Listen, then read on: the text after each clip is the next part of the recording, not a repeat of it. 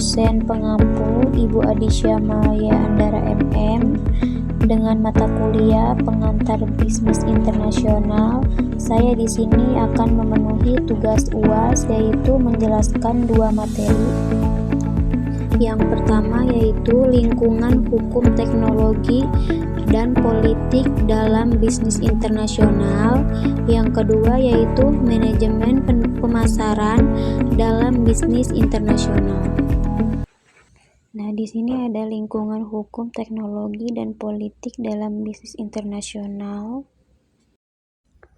Lingkungan hukum, tantangan dan regulasi lintas batas, yaitu ada beberapa. Yang pertama, keberagaman sistem. Setiap negara memiliki sistem hukum unik.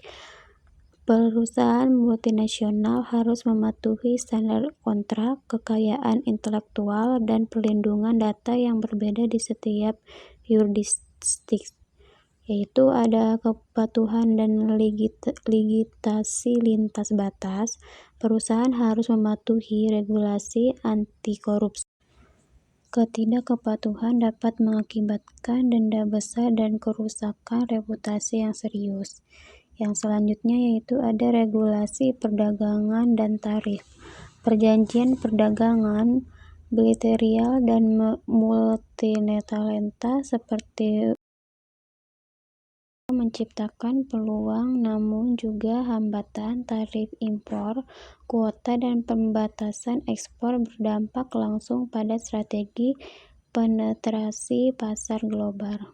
Selanjutnya yaitu di sini ada lingkungan politik, geopolitik, dan kebijakan perdagangan. Ada 3, yaitu yang pertama perdagangan geopolitik. Konflik perdagangan dan sanksi internasional menciptakan ketidakpastian. Perusahaan harus mengevaluasi resiko operasional di setiap pasar dan menyesuaikan strategi supply chain. Nah, yang kedua yaitu kebijakan proteksionisme. Negara semakin menerapkan kebijakan proteksionisme untuk melindungi industri lokal, meningkatkan tarif, dan membatasi akses pasar. Ini mengubah kulkulus investasi dan lokalisasi produksi. Yang ketiga yaitu regulasi isu sosial. Pemerintah perlu memperkuat regulasi lingkungan, standar buruh, dan tanggung jawab sosial perusahaan. Perusahaan internasional harus menyesuaikan praktis bisnis dengan ekspektasi lokal dan global. Di sini ada kesimpulan dari pemateri pertama, yaitu kesimpulannya masa depan bisnis internasional, lingkungan hukum, teknologi, dan politik akan terus berkembang. Perusahaan internasional yang sukses adalah mereka yang agilis, komplain, dan inovatif, yang mampu beradaptasi cepat terhadap perubahan, mematuhi regulasi kompleks, dan memanfaatkan teknologi untuk menciptakan nilai. Selanjutnya di sini ada materi yang kedua, yaitu manajemen pemasaran dalam bisnis internasional. Manajemen pemasaran internasional. Manajemen pemasaran internasional adalah proses perencanaan, pelaksanaan, dan pengawasan strategi pemasaran untuk produk atau jasa di pasar luar negeri yang melibatkan penyesuaian terhadap perbedaan budaya, hukum, dan selera pasar. Aspek penting dalam pemasaran internasional yaitu ada 5. Yang pertama, analisis pasar global. Yang kedua, adaptasi budaya. Yang ketiga, strategi harga. Yang keempat, distribusi internasional. Yang keempat, regulasi dan legalitas.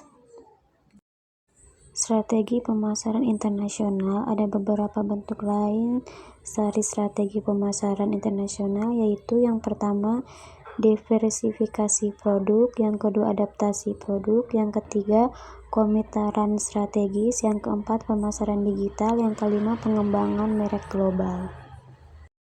Jadi kesimpulannya yaitu berdasarkan dari hasil analisis yang telah dilakukan, strategi kerjasama internasional yang digunakan oleh PT Indofood JBP dalam menguasai pasar internasional yaitu lisensi dan usaha patungan.